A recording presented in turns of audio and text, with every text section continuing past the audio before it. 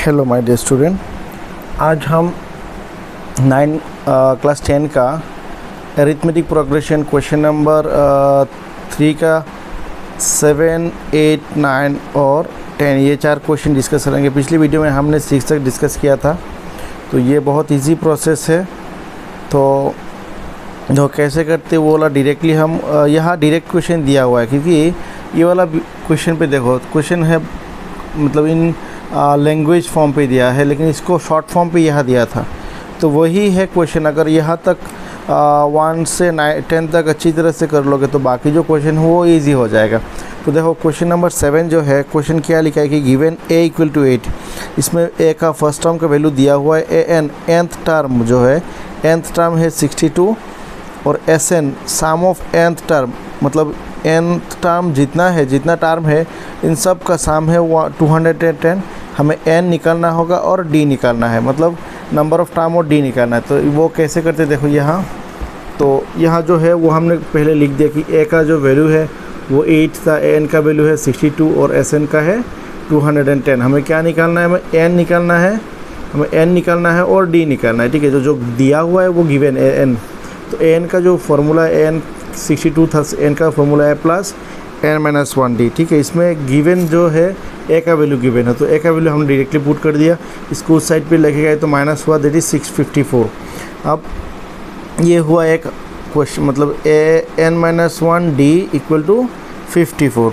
अब देखो क्वेश्चन में क्या है, तो हमें क्या निकालना है, हमें n निकालना है और d निकालना है। अब दूसरा वाला जो क्वेश्चन sn का वैल्यू दिया था कि 210, तो sn का लिखा है sn की 210। sn का जो फार्मूला है n/2 a प्लस n, दो फार्मूला था, एक है नॉर्मल फार्मूला की sn का जो फार्मूला है n/2 2a प्लस n-1d, ये है एक फार्मूला। और इसका अलग सा दो फार्मूला है कि n/2 a प्लस an, अगर लास्ट टर्म दिया हुआ है तो ये वाला फार्मूला हम अप्लाई करेंगे। इसका और एक भी फार्मूला है n/2 a प्लस l, कभी कभी लास्ट टर्म को l से भी डिनोट होता है, तो हम ये वाला फार्मूला अप्लाई करेंगे। तो यह देखो n/2 a प्लस an 210, इसमें a का वैल्यू जो था वो 8 था, दिया था क्वेश्चन पे, a का जो वैल्यू 8 क्वेश्चन पे दिया था, इसलिए a की जगह 8 हमने पुट किया। और an का भी वैल्यू गिवन है, देखो n का भी वैल्यू है 62, इसलिए n का भी वैल्यू हमने यहाँ पुट कर दिया। इन दोनों को प्लस करो तो 70। अब इस 2 से अगर 70 को डिवाइड करो 35, और n इंटू 35 से n इंटू था इसलिए वो डिवाइड होगा। इसको पहले 7 से डिवाइड कर, 7 5 या 35 और 7 3 या 21, और 0 है यहाँ पुट कर दो। अब 5 से इसको काटो, 5 6 30, तो n का वैल्यू क्या मिला है, n का वैल्यू हमें 6 मिल गया। अब इस n का वैल्यू यहाँ पुट कर देते, वो जो इक्वेशन नंबर 1 पे। इक्वेशन नंबर 1 क्या था, n-1 इंटू d 54। तो n के जगह देखो n के जगह n-1 था, n के जगह 6-1। देखो इक्वेशन नंबर 1 थोड़े ऊपर लिखते हैं। देखो n के जगह हमने क्या पुट किया, n के जगह 6-1d। तो देखो 6-1 दैट इज़ 5, और 5d इक्वल टू 54। अब d इक्वल टू क्या है 54, और ये इंटू था इसलिए वो डिवाइड होगा, तो d भी मिल गया और n भी मिल गया। तो हमें क्वेश्चन पे यही था कि हमें क्या निकालना है, n का वैल्यू निकालना है और d का वैल्यू निकालना है। ये वाला है क्वेश्चन नंबर 7। अब जो क्वेश्चन नंबर जो 8 थोड़ा अलग सा क्वेश्चन है, देखो इसमें क्या गिवन है। क्वेश्चन नंबर 8 पे गिवन है कि an का वैल्यू है 4, d का वैल्यू है 2 और sn का वैल्यू है -14। हमें n निकालना है और a निकालना, मतलब फर्स्ट टर्म निकालना है, नंबर ऑफ टर्म निकालना है। गिवन है n टर्म दिया हुआ है कि 4 और d that is common difference, question पे कॉमन डिफरेंस दिया हुआ है कि 2। तो देखो ये वाला भी बहुत इजी है, इसको थोड़ा सा अलग सा, थोड़ा लिटिल बिट डिफरेंट। तो देखो जो क्वेश्चन पे गिवन है वो हमने पहले लिखा, n का वैल्यू है, d का वैल्यू है, sn का वैल्यू हो, और हमें ये निकालना है। क्या निकालना है, हमें n का वैल्यू निकालना है और a का वैल्यू निकालना है। सिंपल सा ये वाला दिया है, तो इसको n इक्वल टू लिखा 4, n का जो वैल्यू है वो लिखा a plus n-1d equal to 4। इसमें d का वैल्यू 2 है, यहाँ पुट कर देते। अब इसको मल्टीप्लाई करो, 2n 2 1 ज़ा 2। अब इस 2 को उस साइड पे लेके जाए तो देखो -2, अगर उस साइड पे जाएगा तो +2 होगा। तो +2 होने से क्या होता है, 4 + 2 दैट इज़ 6। अब a प्लस 2n का वैल्यू है 6, तो a का वैल्यू क्या होगा, a का वैल्यू होगा 6 +2 अगर उस साइड पे जाएगा तो -2, दैट इज़ ए का वैल्यू है a माइनस 6 माइनस 2n। अब दूसरा वाला इसमें गिवन है Sn का वैल्यू है -14। अब Sn का हमने लिखा जो फॉर्मूला है वो वाला सेकेंड वाला फॉर्मूला अप्लाई करेंगे, n/2 a + an, क्योंकि इसमें an का वैल्यू गिवन है, ठीक है। और a का वैल्यू भी हमने यहाँ से पुट कर देंगे। a का जो वैल्यू है 6 माइनस 2n यहाँ पुट कर देते 6 माइनस 2n, और n का वैल्यू क्वेश्चन पे था कि n का वैल्यू है 4। देखो क्वेश्चन पे 4 लिखा है, इसलिए n की जगह हमने 4 लिखा और a की जगह यहाँ से पुट के 6 माइनस 2n, इसको इक्वेशन नंबर 1। तो यह साइड पे लिखना होगा कि बाई 1। कहाँ से मिला? ये बाई 1 से मिला। अब इसको सॉल्व करते हैं। 6 + 4 है 10 माइनस 2n, इन दोनों से 2 कॉमन लोगे तो क्या होगा? 5 × 2 = 10, यहाँ 5 रिमेनिंग और 2 तो कॉमन गया, तो इसलिए n है सिर्फ। अब देखो 5 × 2 = 10 और 2 × 1 = 2, इसलिए 2 कॉमन, इस 2 दोनों कैंसिल हुआ। अब n से मल्टीप्लाई कर दो 5n, n × n that is n²। अब -14 को अगर उससे लेके आओगे तो +14। अब हमें इसको अरेंज करना है, मतलब नॉर्मल पॉलिनोमियल जैसे अरेंज करना है, पहले n², उसके बाद n, उसके बाद है नंबर, ठीक है। अब लेकिन इसमें पहले माइनस है तो थोड़ा बहुत प्रॉब्लम होगा, इसलिए हमने दोनों साइड पे माइनस से मल्टीप्लाई किया। तो दोनों साइड पे माइनस से मल्टीप्लाई करो तो ये हो जाएगा माइनस प्लस, ये प्लस था हुआ माइनस, और ये वाला प्लस था हुआ माइनस। अब जाके इसको हमें मिडिल टर्म करना है। तो जैसे कि 14, अगर हम 14 को फैक्टर करेंगे तो 2 और 7 मिलेगा, दैट इज़ 7 × 2 है 14, और 7 से 2 को माइनस करोगे दैट इज़ 5। तो 5 की जगह हमने क्या लिखा? 7 - 2 लिखा, क्योंकि इन दोनों को मल्टीप्लाई करो तो 14 मिलेगा और माइनस करोगे तो 5, दैट इज़ मिडिल फैक्टर जैसे करते हैं। अब n², तो जैसे n² है, अब 7n माइनस से प्लस 2n और यहाँ है -14। अब इन दोनों से कॉमन लोगे n कॉमन, क्योंकि n दोनों n ही मैच हो रहा है।